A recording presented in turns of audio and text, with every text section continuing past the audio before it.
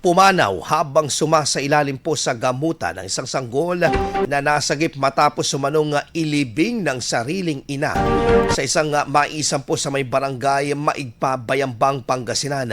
Kinilala ang naarestong ina bilang isang gwardiya at residente ng nasabing bayan. Ayon sa inisyal na investigasyon, napansin ng may-ari ng maisan ang dugong nagkalat sa nasabing lugar kaya agad nitong ipinagbigay alam sa mga otoridad. Dahil dito hinanap at siniyasat ng mga tauhan ang paligid.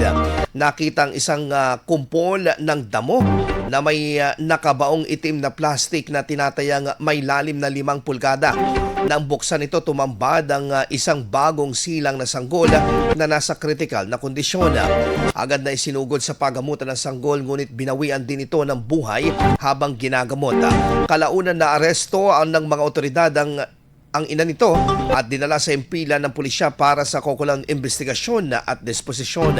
Sa pakikipag-ugnayan sa Bayambang Police Station, iniulat na hindi pa nagbibigay ng payag ang suspect kaugnay sa nasabing insidente.